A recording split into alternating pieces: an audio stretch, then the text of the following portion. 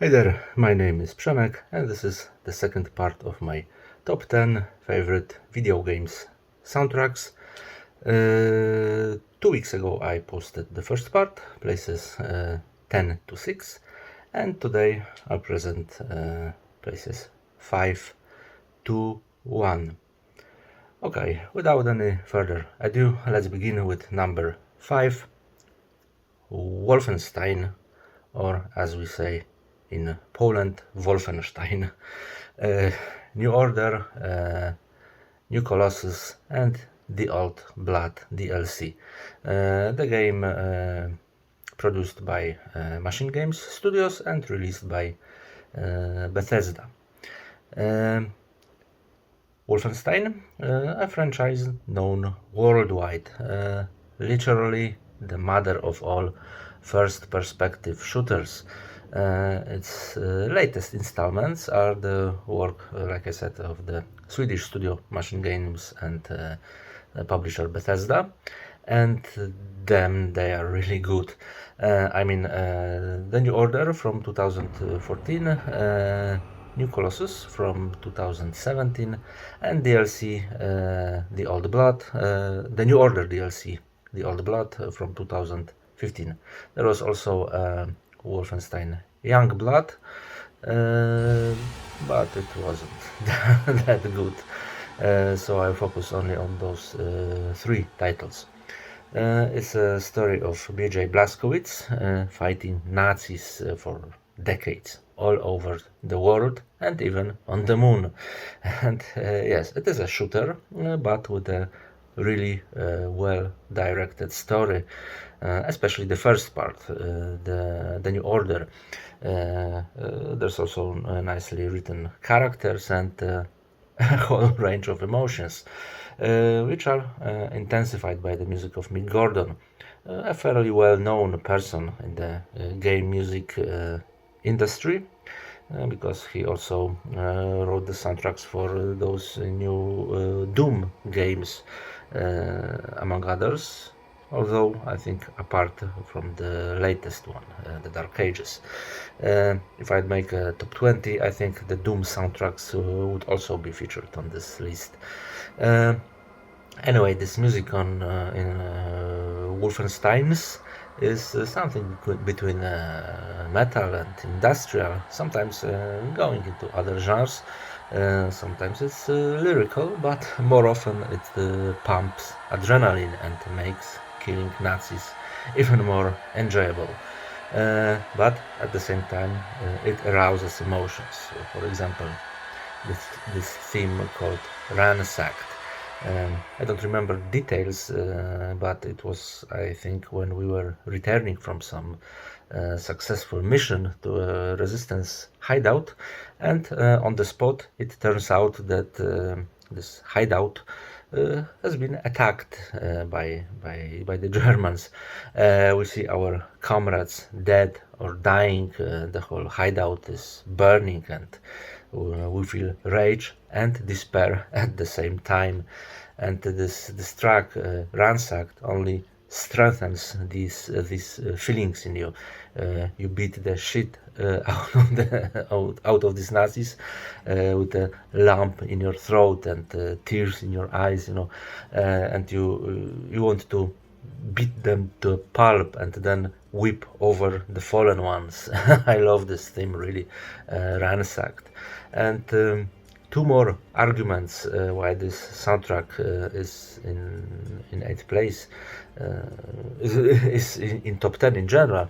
The first one is that during the game we have vinyls of this German band G.E.C.K as collectibles, and each of those vinyls is accompanied by a song.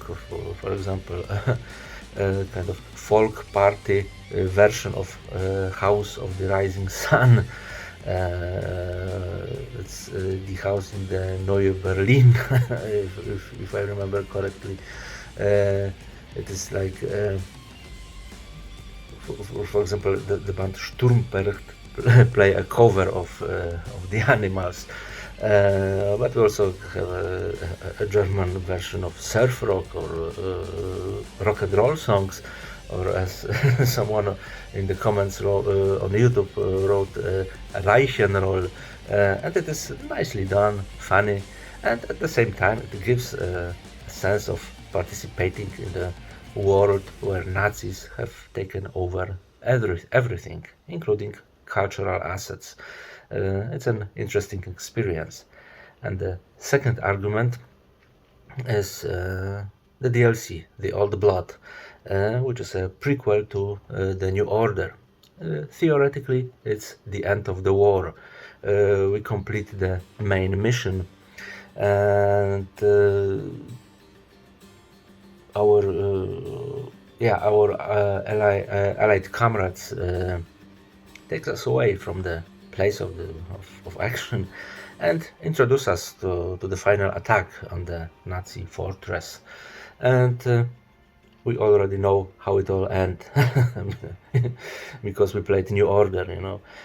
Both the end of The Old Blood, the game itself, and the end credits are accompanied by a cover of Leonard Cohen's Partisan song, and how perfectly it works there. It is really full of emotions, especially that we know that the real nightmare is about to begin. Maybe it's a risky statement, but I think this cover is better than the original version by Leonard Cohen. I know it's a similar case with Art and Garfunkel's Sound of Silence, and this modern cover by Disturbed. Both are bombastic covers of simple acoustic songs, but just like in case of Disturbed, you get a pompous and pathetic version of Sound of Silence. So Partisan, well, that's a completely different story. It really works on emotions. So yeah, number 5, Wolfenstein, New Order, New Colossus, and The Old Blood DLC, and the soundtrack by Mick Gordon.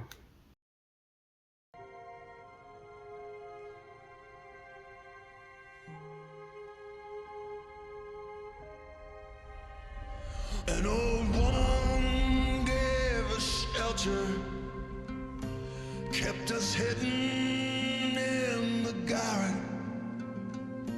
Then the soldiers came. She died without a whisper. There were 3 of us this morning. I'm the only one this evening, but I must go on. The frontiers are my prison. Oh, the wind is blowing through the graves. The wind is blowing. Freedom soon will come. Then will come from the shadows.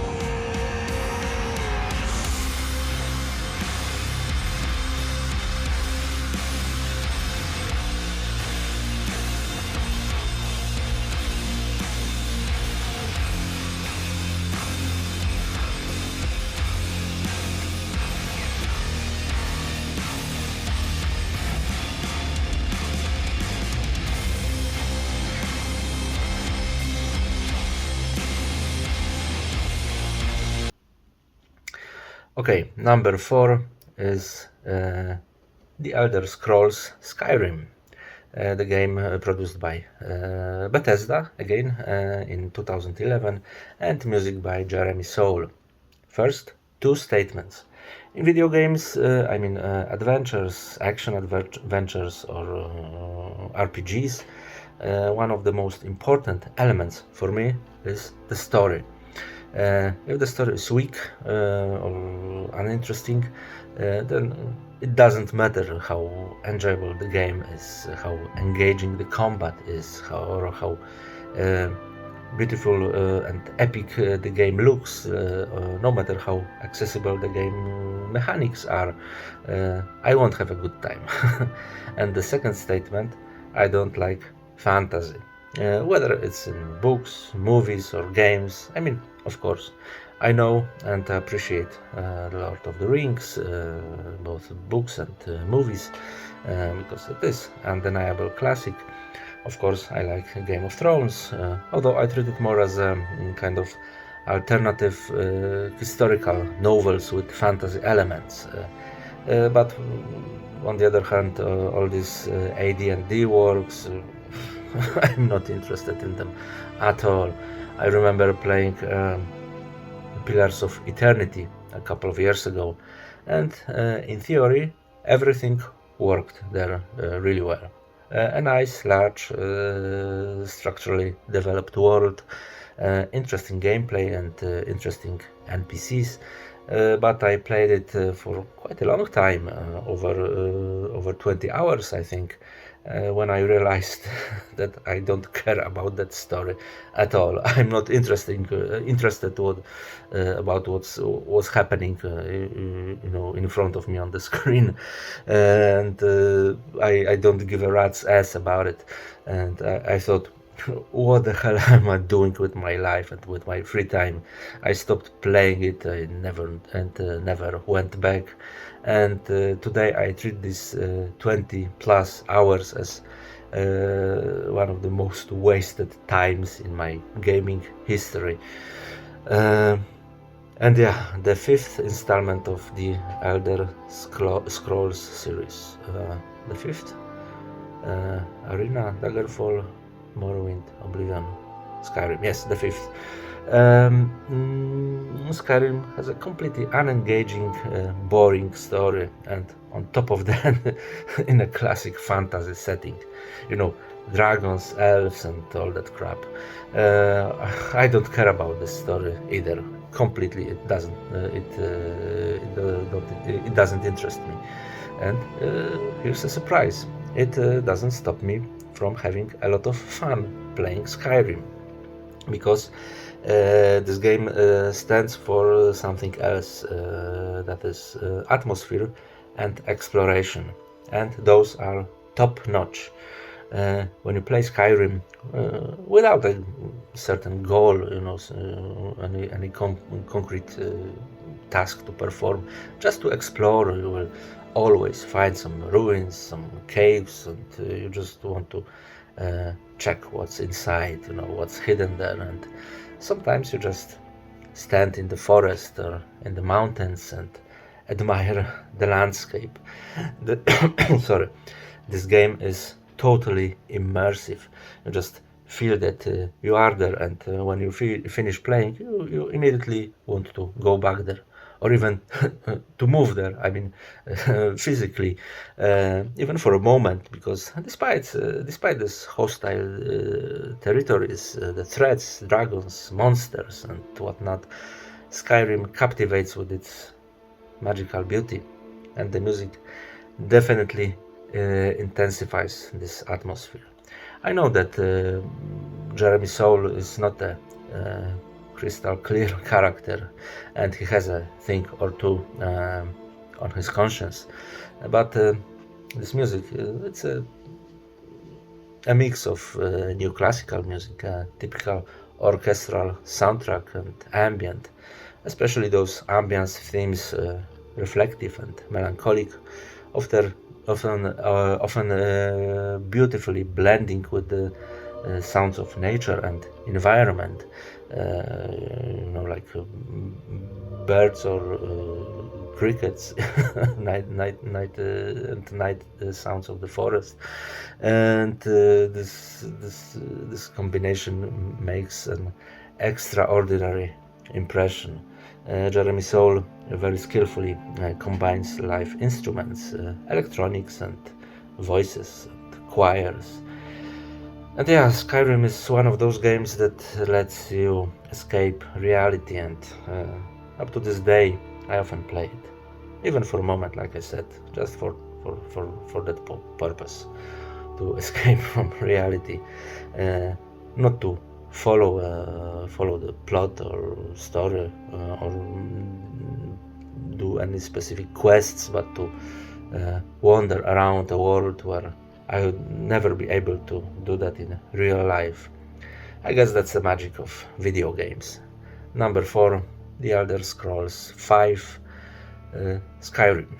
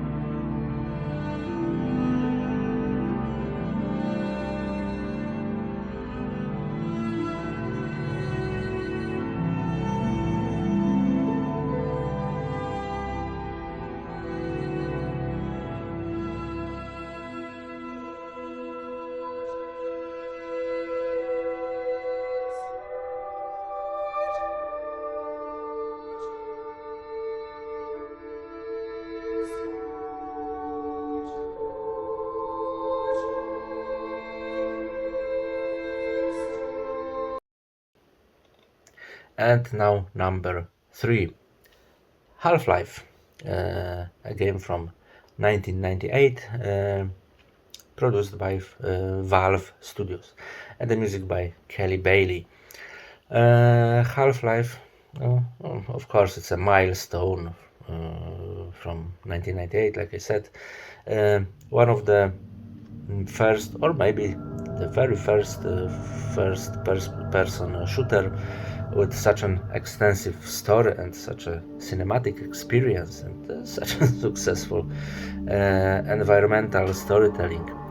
A game without any cutscenes, all these epic events, conversations with NPCs were created on a game engine.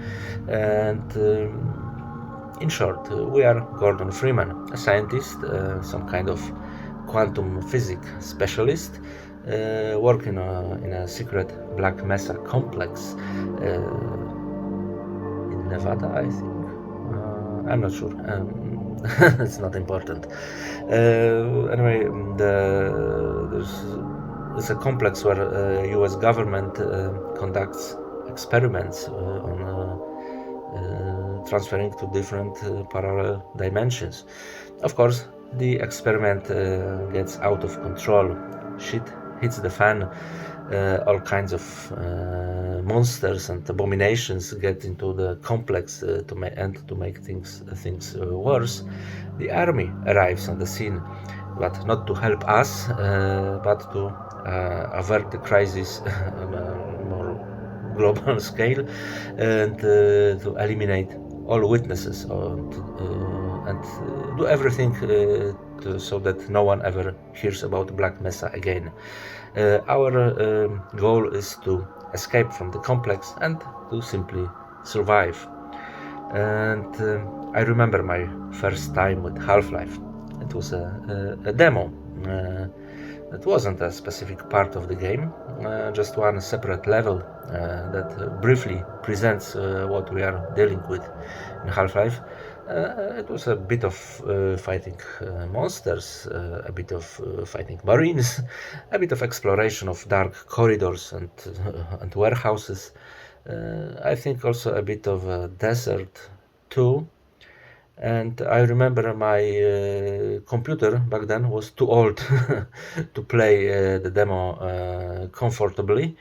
But my dad had just bought a new laptop for work, and I was just always just waiting for him to go somewhere to do something other than work, and so that I can play this demo again and again.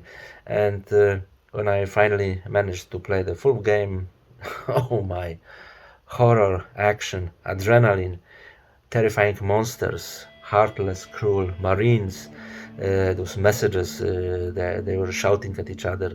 It was truly a cinematic experience, and how perfectly this music worked in all of this. It didn't the music didn't play the whole time we were playing. It only appeared in a key moments of the game, like entering some new spectacular location or encountering a boss, etc. There are short motives, like 1 or 2 minutes long, maybe once or twice a bit longer, like this ambient piece from the prologue accompanying us during the train ride to work when we observe the entire complex from a passenger perspective, not yet realizing that we will later explore all this while trying to stay alive. And rock, metal, drum and bass, orchestral, ambient, everything is here. Often the combination of what's happening on the screen when you play with the music makes a stunning impression. I remember this one particular moment. I think it was a chapter called Blast Pit, when we encounter for the first time these gigantic tentacles in something resembling a kind of a silo or something like that. Those tentacles were blind, but they were so powerful that it was impossible to kill them by normal means. And in this scene, there's this ambient track with an oriental tinge, and how it intensifies the horror and the majesty of this scene. Pure Lovecraftian horror in a high-tech setting. One of my favorite moments in games ever. Great soundtrack, and because this music does not accompany us for all the time. These are not all the time the same loop, the same themes looped over and over again. It all makes this music all the more memorable. Um, the game itself really got old from today's perspective. But a few years ago, a remake called Black Mesa was released, and it was brilliantly done, really, although with a different music. Still very good music, but not as good as the original. But the game itself is really fantastic. And in 2004, Half-Life 2 came out, and despite being 21 years old, it's still an outstanding game. Even today, very playable, and it still looks really great. And if my memory serves me right, Half-Life 2 used several musical themes from Half-Life 1 and added some new pieces. I especially remember this moment when we cross this huge bridge covered in fog in the heart of post-industrial decay. This moment really stuck in my mind, and it also had a great musical ambient illustration. I am waiting for Half-Life 3. I still have Half-Life Alyx VR game to catch up on, but today I'll keep coming back to the music and the games, Half-Life 1 and Half-Life 2, that's for sure. Moreover, Half-Life 2 is one of the very few games that I have completed more than once, more than twice even. Yeah, that was number 3, Half-Life, and the music by Kelly Bailey.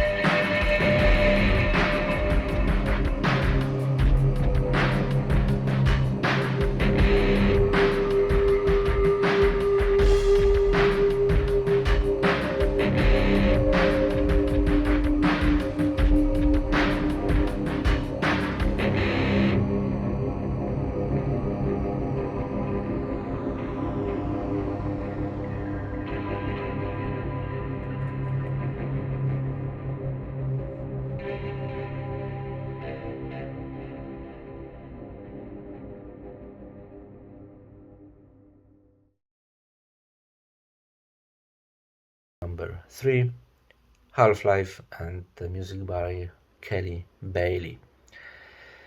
Now time for number 2, and it's Fallout. Fallout 1, Fallout 2, and partially Fallout New Vegas. Fallout 1 1997, Fallout 2 1998, and Fallout New Vegas 2010. I forgot which studio made it. I think it was released by Interplay Productions.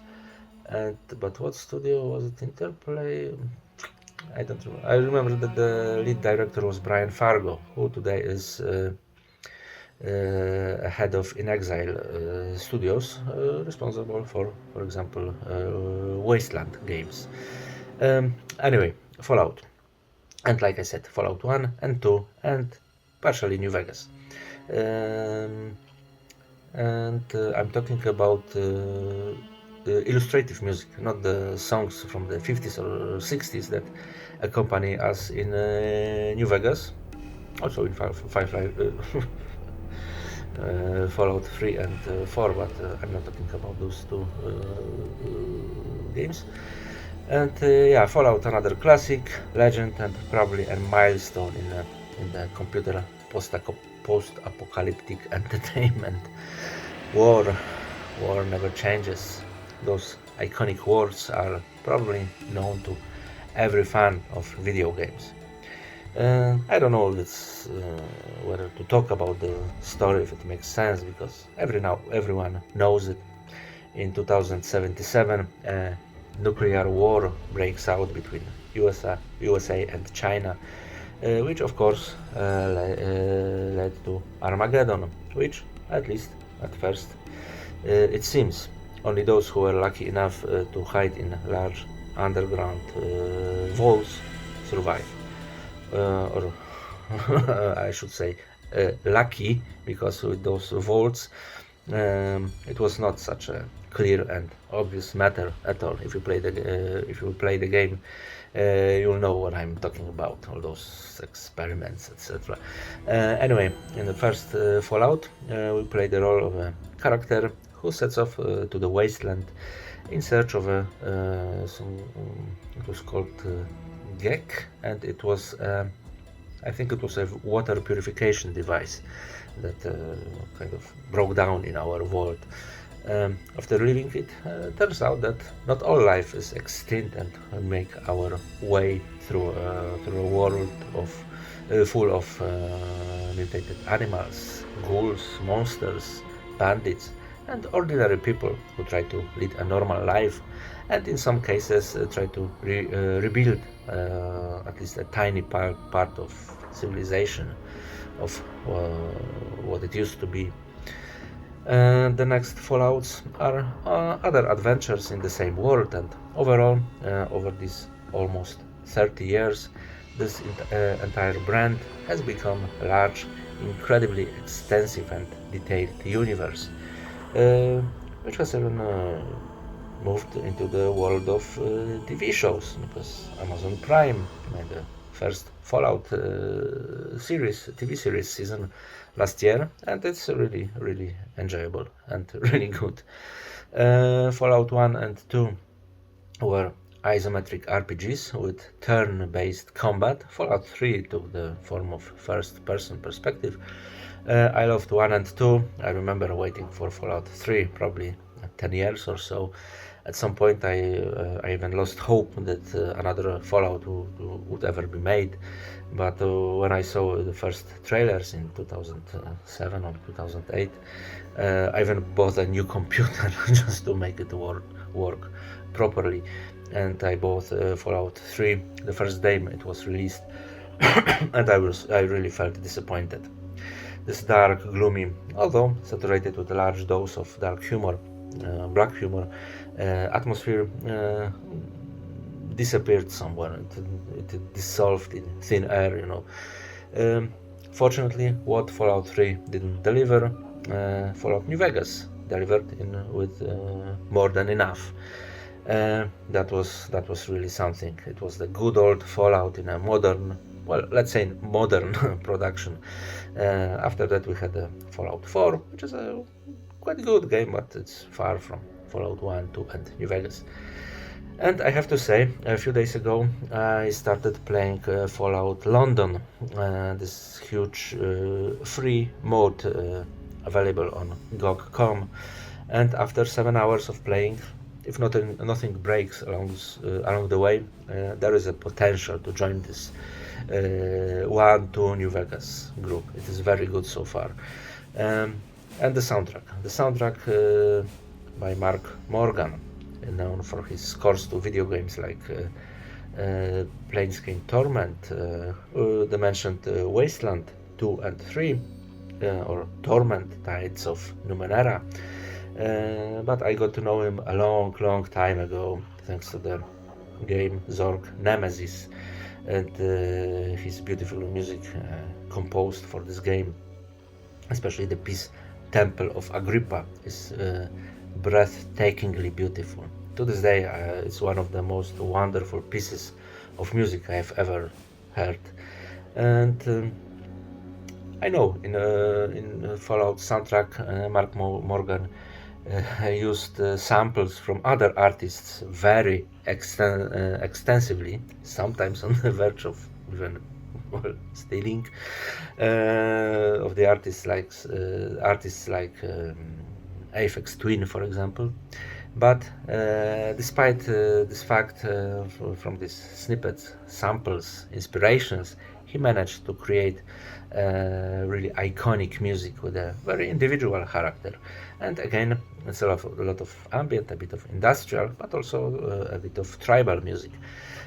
Each location had its own musical illustration, and today when I think about, I don't know, The Glow, Arroyo from Fallout 2, The Hub, Junktown or Shady Sands, I automatically hear the musical theme corresponding with those locations in my mind. Sometimes it is very dark ambient, like this piece City of the Dead, when we visit Necropolis in Fallout 1, or Nipton in Fallout New Vegas. Remember the Nipton and Caesar's Legion lottery. It's a very powerful moment in the game, and the music fits perfectly there. Or Metallic Monks, the track referring to Brotherhood of Steel, atmospheric drones combined with these sirens and martial drums, or Gold Slouch. It was a theme from Reading, from Fallout 2. Reading was a mining town where basically all the miners were addicted to jet, the most common drug in the wasteland. And yeah, I know this fragment Gold Slouch is basically a cover of a certain fragment of the Stand TV series soundtrack by W.G. Snuffy Walden, but I don't really care, really. Or one of the most elegiac, melancholic pieces, Dreamtown, that was Modoc location from Fallout 2. Funny thing, when I played Fallout 2 for the first time, I didn't even get to Modoc, and I wasn't even aware of the existence of this town, or rather a village. It wasn't until a few years later that when I downloaded this soundtrack from Soulseek, I think. It was named the soundtrack Vault Archives. Or I downloaded the tracks separately. It wasn't Vault Archives. I don't remember. Anyway, I listened to these tracks, and suddenly this Dreamtown piece appears. And I wonder, what the fuck? What the hell is this? I don't know it completely. I did research in the internet, and indeed, it turns out that there was a town in Fallout 2, Modoc, that I have never visited. And when I replayed the game sometime later, I finally visited Modoc, and yeah, it was a great experience. And this is basically the soundtrack from Fallout 1 and 2 that I listen to most often today in its entirety. All the tracks together. In Fallout 3, the music was made by Inon Zur, and to be honest, it was boring and generic soundtrack. In Fallout 4, I think also Inon Zur made the music, and it was a bit better, but still nothing special. And it was really great that Mark Morgan's music appeared in Fallout New Vegas. I remember when the beginning of the game, one of the first main quests, when we are on the skirts of Prim in this New California Republic camp. Uh, and one of the themes from Fallout 1 came out from the speakers, and I felt at home back then. Today I really love going back to Wasteland. I often play it just like Skyrim, not even to play it from beginning to the very end, but just to wander around, and when I can't, I just listen to that wonderful soundtrack, and I'm there again under the radioactive sun. Number 2, Fallout 1, 2, and okay, let's say that New Vegas 2, and the soundtrack by Mark Morgan.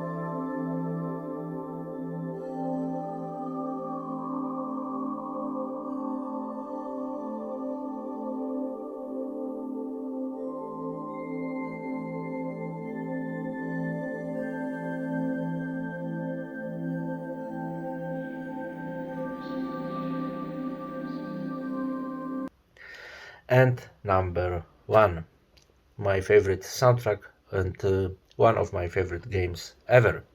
This may be a surprise for some of you because it's Kentucky Route Zero, a game by Cardboard Interactive Studio, and it was published by Annapurna Interactive.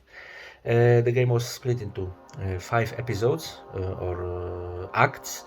The first of them came out in 2013 and the last one in 2020. And basically it's a simple point and click with a lot of text and dialogue, although not as much as in Disco Elysium. Unfortunately, the game doesn't have any voice acting, which I regret very much because good voice acting would have elevated this game even higher. Similar statement as in Skyrim. To be honest, I don't like magical realism in culture. I don't like any Jonathan Carroll or Haruki Murakami. I don't like movies like Amelia or stuff like that.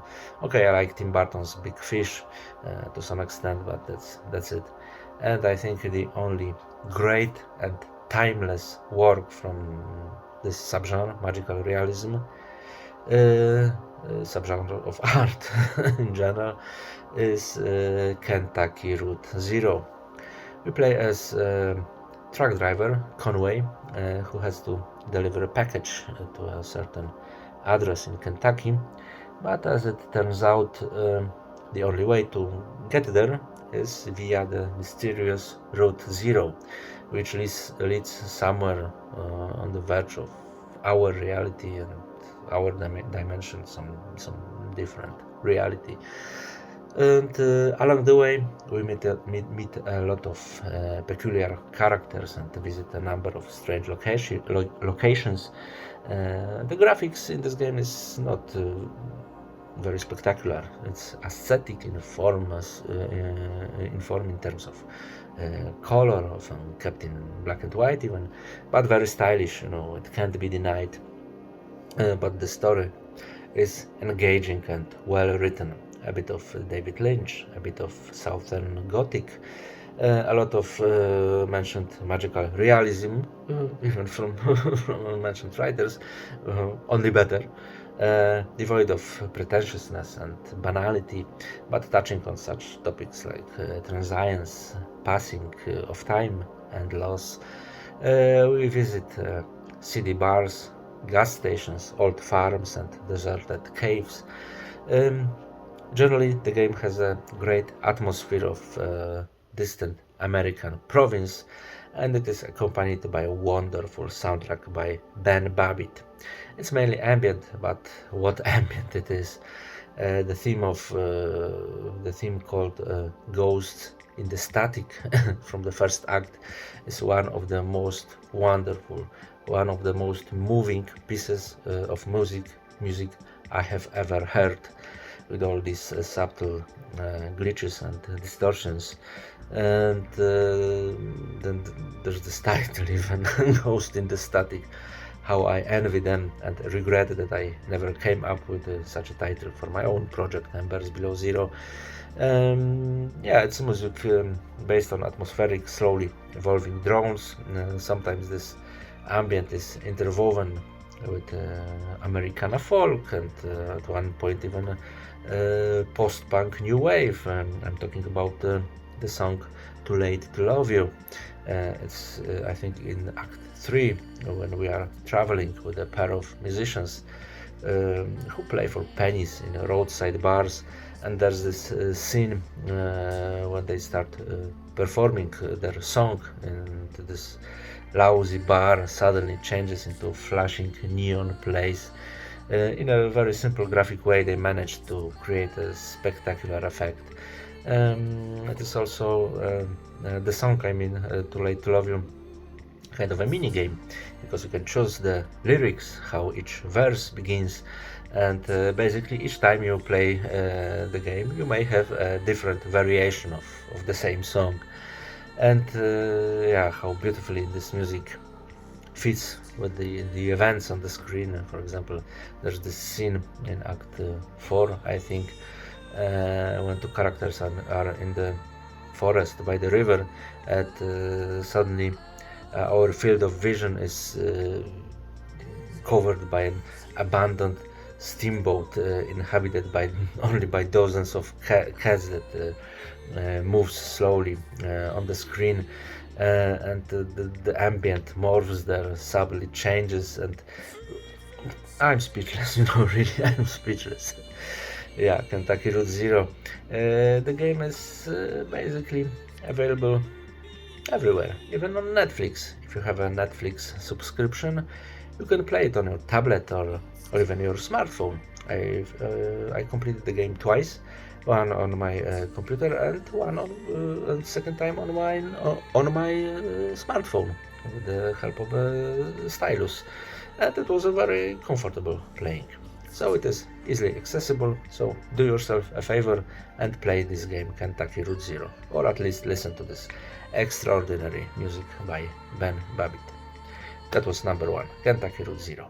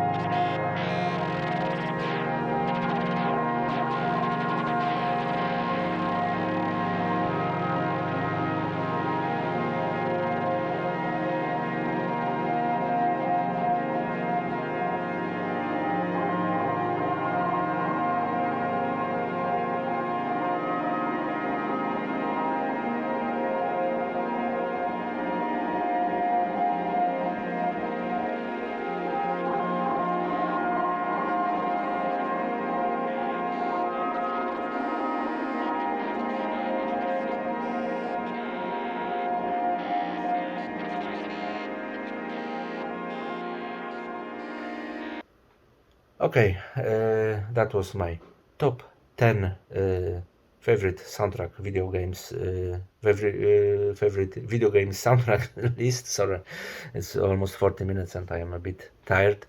Yeah, next week I'll get back to regular reviewing. I think the next will be Gladius Records feature, and after that, Fruitering Dragon new releases feature. So stay tuned. Thanks for watching and see you soon.